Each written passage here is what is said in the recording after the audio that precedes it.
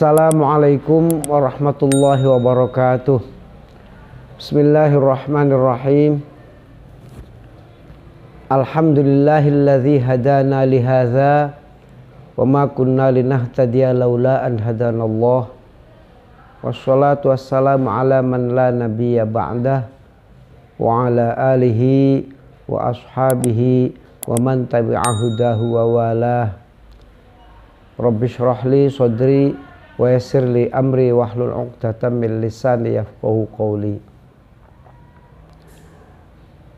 Yang terhormat Bapak Kepala Madrasah Aliyah NU Pondok Buntut Pesantren, para Dewan Guru Madrasah Aliyah NU Putra Pondok Buntut Pesantren yang saya muliakan, anak-anakku sekalian, para peserta Matsama siswa Manu Putra Pondok Buntut Pesantren tahun 2021-2022 yang saya cintai dan saya banggakan. Alhamdulillah kita bisa mengikuti tahapan awal dari berbagai kegiatan pembelajaran di Manu Putra Pondok Buntut Pesantren, yaitu Matsama, meski dalam keadaan yang serba memprihatinkan sekarang ini, di mana kita bangsa Indonesia khususnya dan umumnya manusia di dunia sedang mengalami wabah, yaitu pandemi COVID-19. Yang paling membuat saya prihatin dan sangat sedih adalah bahwa berdasar informasi Rabithah Ma'ahid Al-Islamiyah, Asosiasi Pondok Pesantren Nahdlatul Ulama, yang menyebut tidak kurang dari 500 kiai ulama Nahdlatul Ulama yang wafat selama musim Covid ini. Untuk itu, sebelum saya menyampaikan apa yang menjadi materi saya pada hari ini, mari kita bersama-sama membaca surat Al-Fatihah sebagai doa kita kepada mereka. Mudah-mudahan mereka diampuni oleh Allah Subhanahu wa Ta'ala, diberikan balasan atas amal ibadahnya, atas karya-karyanya, atas pengabdiannya, diberikan balasan yang setimpal dan ditempatkan di tempat yang paling baik oleh Allah Subhanahu wa Ta'ala. Al-Fatihah. A'udzubillahi minasyaitonirrajim. Bismillahirrahmanirrahim. Alhamdulillahi rabbil alamin. Ar-Rahmanirrahim. Maliki yaumiddin. Iyyaka na'budu wa iyyaka nasta'in. Ihdinas siratal mustaqim, siratal ladzina an'amta 'alaihim ghairil maghdubi 'alaihim waladdallin. Rabbighfirli walidayya, amin. Mudah-mudahan ini juga bagian dari amal kita kepada Allah, sekaligus berharap agar kita diberikan barokah, karomah dari beliau-beliau, sehingga kita mendapatkan ilmu yang banyak dan manfaat. Amin. Anak-anakku sekalian, hari ini kita akan bersama-sama mencoba untuk lebih mengetahui, untuk lebih memahami beberapa hal yang terkait dengan Nahdlatul Ulama dan kebangsaan. Dua terma yang sesungguhnya bisa dipisahkan, tetapi sekaligus juga tidak bisa dipisahkan, karena antara Nahdlatul Ulama dan nilai-nilai kebangsaan itu bisa dibahas secara sekaligus. Kenapa saya menyebut seperti itu? Oleh karena ketika kita bicara Nahdlatul Ulama, maka di dalamnya juga akan bicara soal-soal nasionalisme soal-soal kebangsaan. Ketika bicara soal nasionalisme, berbicara soal kebangsaan, soal bangsa Indonesia, sejak sebelum merdeka, saat awal-awal kemerdekaan dan hingga kini, maka pembicaraan itu mesti di dalamnya melibatkan juga pembicaraan tentang Nahdlatul Ulama. Anak-anakku sekalian yang saya hormati, Nahdlatul Ulama didefinisikan sebagai jam'iyah diniyah ijtimaiyah. Ada dua kata kunci pada definisi ini. Yang pertama adalah jam'iyah diniyah, yang secara bahasa Indonesia berarti kurang lebih Nahdlatul Ulama adalah organisasi keagamaan. Artinya apa? Artinya bahwa Nahdlatul Ulama ini jelas keberadaannya adalah sebagai organisasi yang berbicara, yang di dalamnya terkait dengan soal-soal keagamaan. Maka untuk kita, Nahdlatul Ulama itu bahkan adalah merupakan jalan kita di dalam memahami, mengamalkan ajaran Islam. Ini seperti yang disampaikan oleh Hadratus Syekh Kiai Haji Ahmad Siddiq, Rais Am, pengurus besar Nahdlatul Ulama beberapa tahun yang lalu, di mana beliau menyebutkan bahwa Nahdlatul Ulama buat kita bukan cuma sekedar organisasi, tetapi adalah jalan. Jalan apa? Jalan di dalam memahami dan mengamalkan ajaran Islam. Artinya bahwa kita ini memang Islam, berupaya memahami dan mengamalkan Islam, tetapi upaya kita di dalam memahami dan mengamalkan Islam itu seperti yang diajarkan, yang disebarluaskan, yang diyakini oleh Nahdlatul Ulama. Kemudian kata kunci yang kedua adalah ijtimaiyah, jam'iyah ijtimaiyah, sosial kemasyarakatan. Artinya bahwa Nahdlatul Ulama adalah organisasi sosial kemasyarakatan yang tentu saja gerakan dan ikhtiar-ikhtiar yang dilakukan secara kelembagaan, secara jam'iyah, secara organisatoris itu berusaha sekuat tenaga agar senantiasa bersama-sama dengan masyarakat dan dilaksanakan dalam memenuhi tuntutan kehidupan masyarakat. Dalam bahasa lain, keberadaan Nahdlatul Ulama sebagai organisasi sosial kemasyarakatan adalah sebuah organisasi sosial kemasyarakatan yang didedikasikan untuk memberikan manfaat kepada masyarakat secara luas. Tentu saja tidak cuma masyarakat Islam, masyarakat santri, tetapi masyarakat seluruh Indonesia. Anak-anakku sekalian, dari dua kosakata kunci tadi, sesungguhnya kita sudah bisa memahami juga bahwa Nahdlatul Ulama itu merupakan kumpulan masyarakat yang ditokohi, yang dipimpin oleh para ulama di dalam ikhtiar untuk memahami dan mengamalkan ajaran agama di tengah-tengah kehidupan masyarakat. Karena itu kemudian sebagai warga Nahdlatul Ulama, kita sesungguhnya memiliki tanggung jawab yang cukup banyak. Salah satunya adalah tanggung jawab keagamaan atau mas'uliyah diniyah.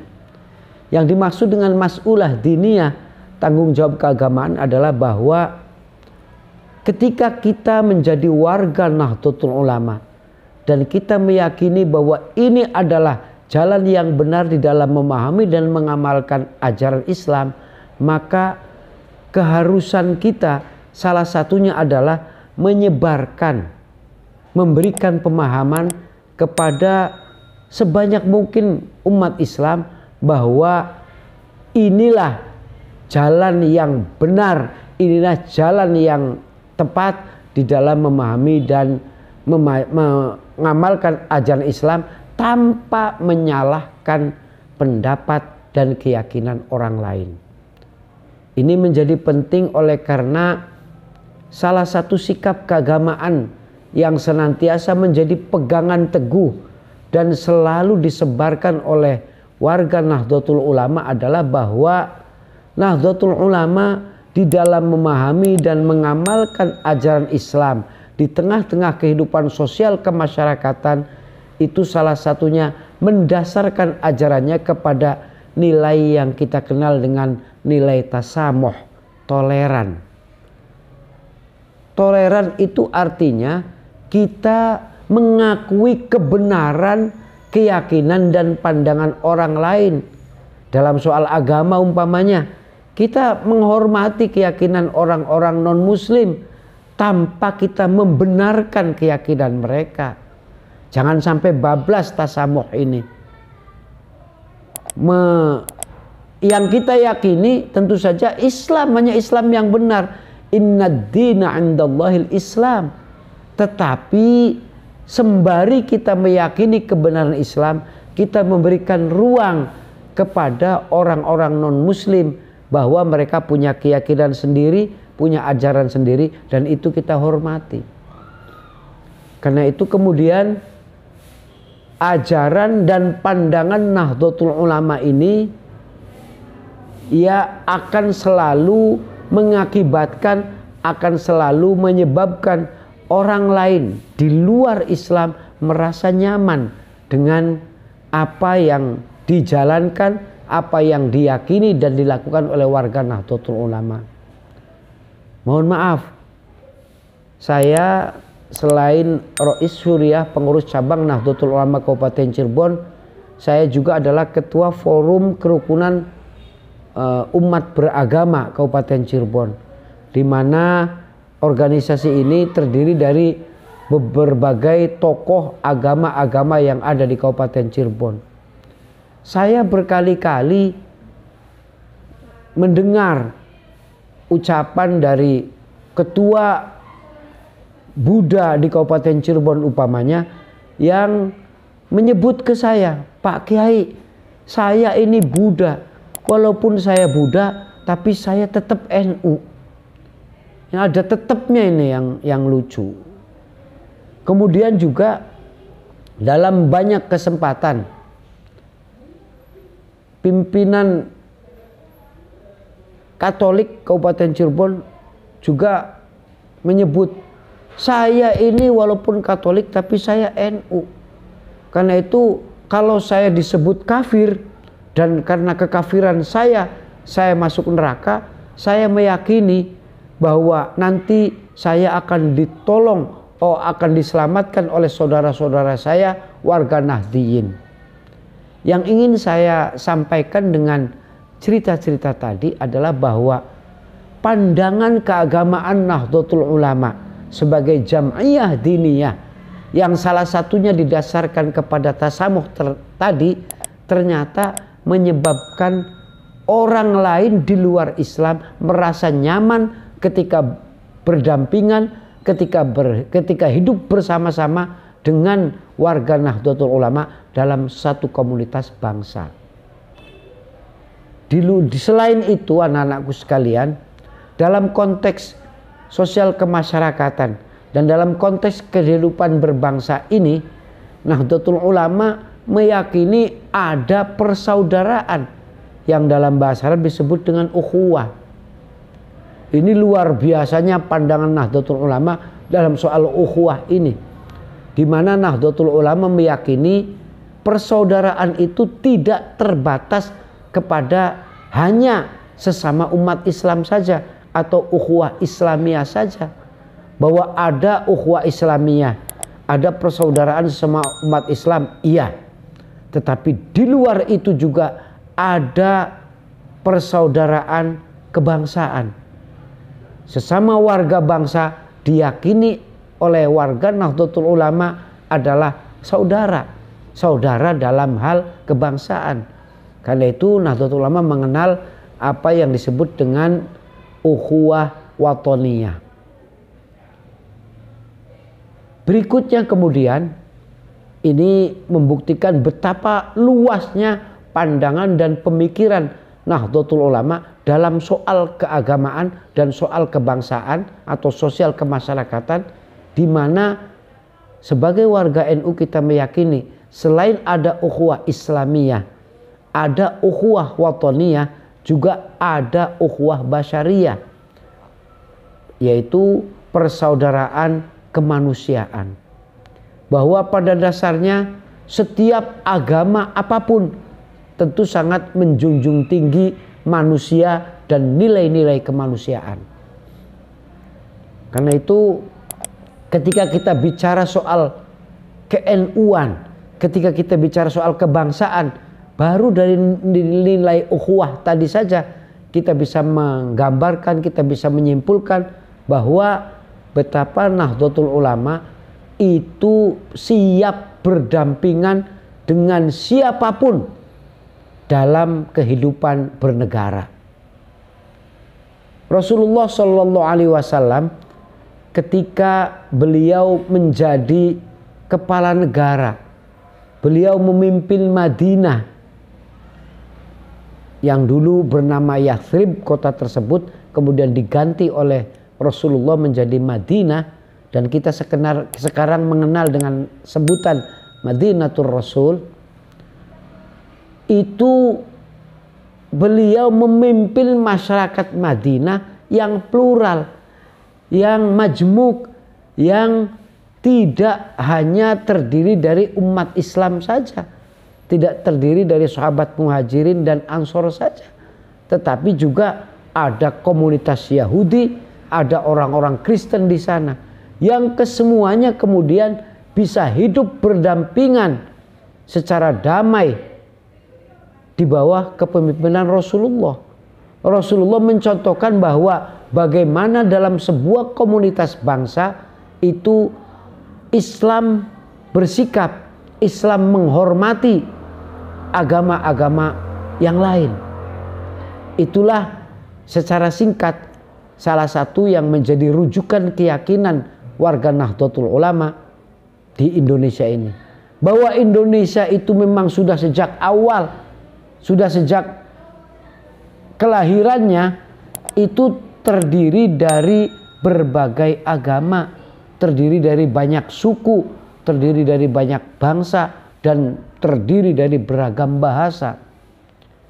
Bagaimana kemudian kira-kira keberagaman itu yang merupakan fakta yang ada di Indonesia sejak awal Indonesia merdeka itu kemudian bisa diramu, disatukan sedemikian rupa dalam ikatan keluarga, yaitu keluarga bangsa Indonesia. Kita sebagai warga Nahdlatul Ulama mengenal apa yang menjadi jargon warga Nahdlatul Ulama yang disebut oleh Hadratus Syekh Kiai Hasyim Asy'ari, apa yang menjadi jargon para santri, bahwa hubbul waton minal iman, yang secara harfiah, secara letterlek itu artinya mencintai tanah air adalah sebagian dari iman.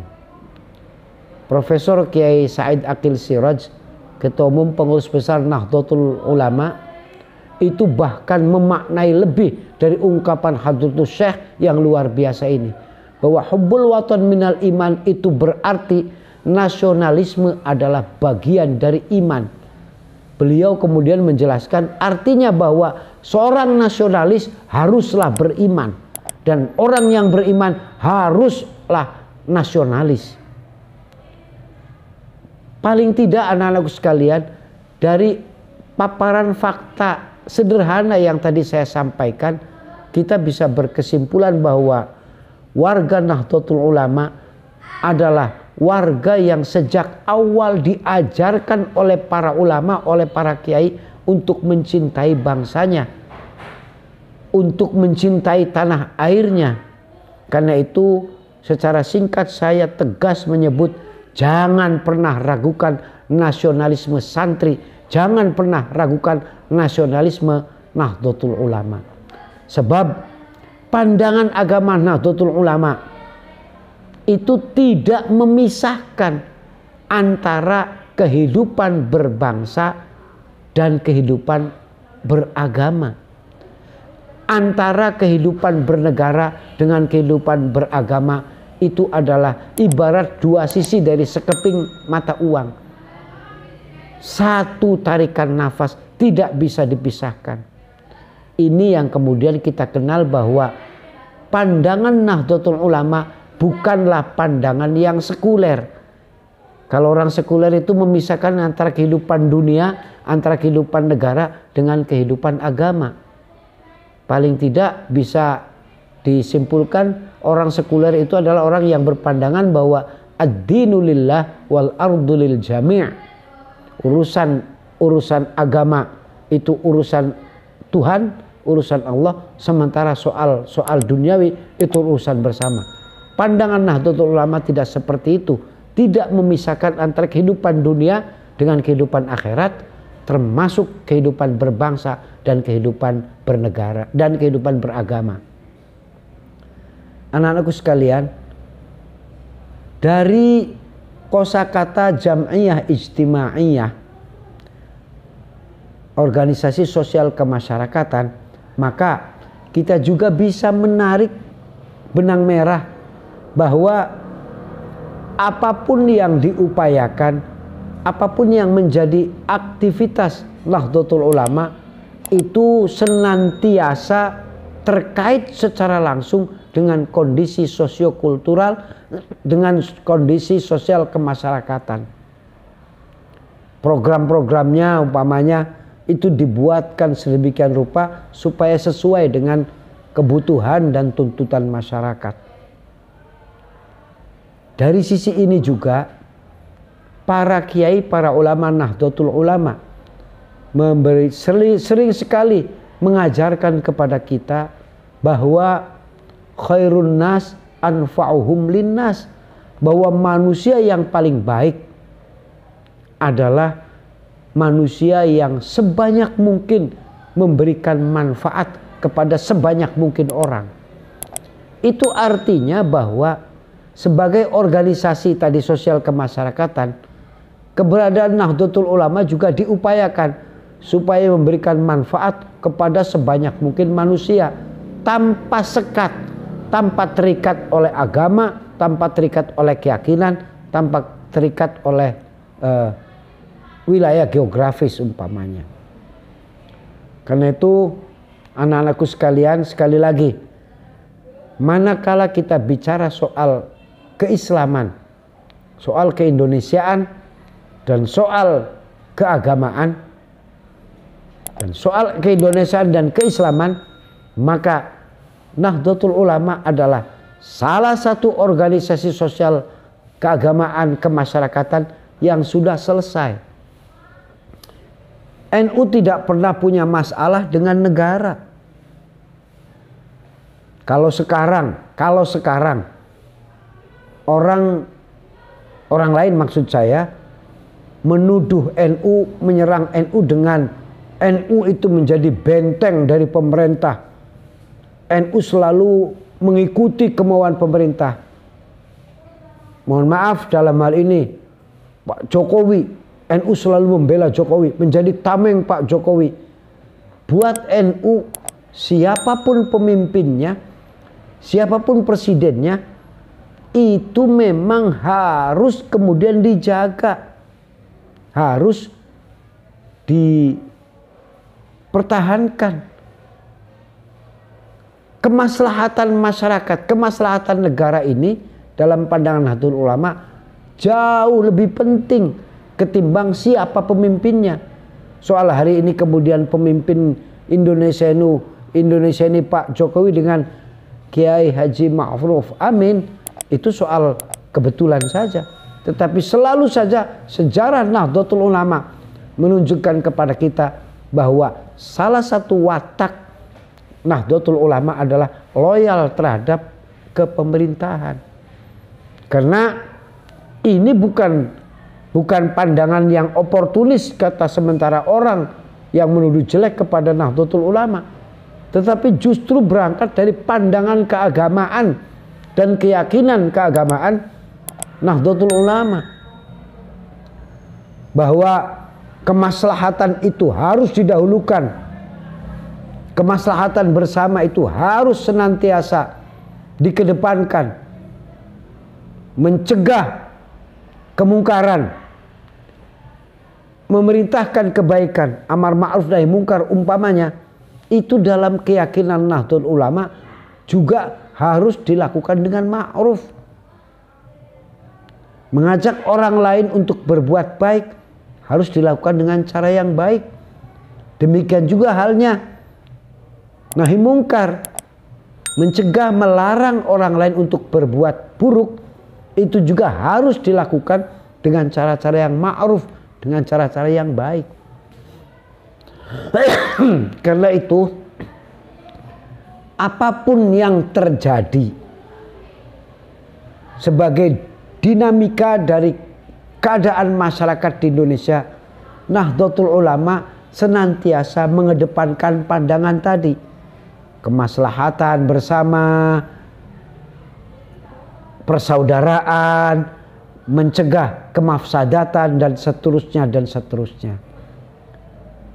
Bersyukurlah anak-anakku sekalian bahwa kalian semua menjadi santri pondok Buntet Pesantren yang dalam kaitannya dengan keberadaan Nahdlatul Ulama, para kiai Buntet Pesantren itu terlibat secara aktif sejak awal pendirian Nahdlatul Ulama. Kita mengenal Al-Maghfurlah Kiai Haji Abbas Abdul Jamil, salah satu sesepuh pondok Buntet Pesantren. Beliau adalah salah satu tokoh yang terlibat secara langsung mendirikan Nahdlatul Ulama. Alhamdulillah, bahkan hingga hari ini kamu bisa lihat para kiai di Buntet Pesantren ini, para nyai di Buntet Pesantren ini, termasuk putra putrinya, para gus-gusnya, itu semuanya adalah menjadi bagian dari aktivitas Nahdlatul Ulama secara diniyah maupun secara ijtimaiyah. Karena itu saya ingin berpesan kepada anak-anak sekalian, para siswa baru Madrasah Aliyah NU Pondok Buntet Pesantren, bahwa kalian adalah masa depan Nahdlatul Ulama. Kalau kita ingin melihat Nahdlatul Ulama 10-20 tahun yang akan datang, gambarannya ya kira-kira melihat kalian sekarang ini. Karena itu menjadi keharusan, menjadi tugas kalian semua untuk terus meyakini, untuk terus mempelajari dan ikut terlibat menyebarkan keyakinan Nahdlatul Ulama yang di dalam memahami Islam itu meyakini Ahlus Sunnah wal Jamaah, atau yang secara khusus sekarang ini kita mengenal Ahlus Sunnah wal Jamaah An-Nahdliyah. Untuk kita warga Nahdlatul Ulama, nah, Islam yang benar itu kita meyakini kebenaran Islam. Islam itu pasti benar. Dan Islam yang benar itu hanya satu. Siapa? Ma ana alaihi wa ashabi. Seperti yang disabdakan oleh Rasulullah. Ma ana alaihi wa ashabi ini yang kemudian pada gilirannya dikenal dengan kelompok Ahlus Sunnah wal Jamaah. Tetapi Ahlus Sunnah wal Jamaah itu teori. Ahlus Sunnah wal Jamaah itu manhajul fikr. Karena Ahlus Sunnah wal Jamaah sesungguhnya tidak merujuk kepada satu kelompok tertentu seperti apa umpamanya, yang mutlak-mutlakan tidak. Karena itu buat kita praktiknya apa Ahlus Sunnah wal Jamaah itu? Praktik dari Ahlus Sunnah wal Jamaah adalah apa yang selama ini kita pahami, apa yang selama ini kita amalkan, yaitu adalah Ahlus Sunnah wal Jamaah An-Nahdiyah. Jadi kebenaran Islam itu pasti benar. Islam yang benar itu hanya Ahlus Sunnah wal Jamaah. Ahlus Sunnah wal Jamaah dalam prakteknya adalah apa yang dipraktekkan sebagai ajaran Nahdlatul Ulama, yang umpama saja secara sederhana. Ini contoh yang menjadi ikon Nahdlatul Ulama. Kalau sholat subuh pasti kunut. Ya jam berapa saja sholat subuhnya, jam 9 atau jam 10 kan pekerjaan kamu sering sekali seperti itu tetap pakai kunut. Kemudian ketika ada yang meninggal, sebagai penghormatan kepada mereka, kita mendoakan mereka dengan melaksanakan tahlilan, ziarah kubur, dan seterusnya. Kemudian ketika bulan Ramadan, tarawihnya adalah 20 rakaat. Ini beberapa ikon, beberapa contoh dari apa yang kita yakini sebagai amaliyah Ahlus Sunnah wal Jamaah. Ini yang bisa saya sampaikan, mudah-mudahan manfaat. Sekali lagi, selamat menjadi bagian dari Pondok Buntut Pesantren. Selamat menjadi santri Pondok Buntut Pesantren. Selamat menjadi bagian dari Nahdlatul Ulama. Selamat menjadi generasi muda Nahdlatul Ulama, generasi yang kita yakini tentu adalah generasi yang cerah, generasi yang penuh harapan baik di masa-masa yang akan datang. Mudah-mudahan semua kita diberikan kesehatan oleh Allah Subhanahu wa taala. Mudah-mudahan juga wabah pandemi COVID-19 ini cepat berlalu sehingga kita bisa melaksanakan aktivitas tarbiyah, aktivitas pendidikan, pengajian, pelajaran dan seterusnya seperti biasa, bisa leluasa, tidak terbatas seperti sekarang ini. Wallahul muwaffiq ila aqwamit thoriq. Assalamualaikum warahmatullahi wabarakatuh.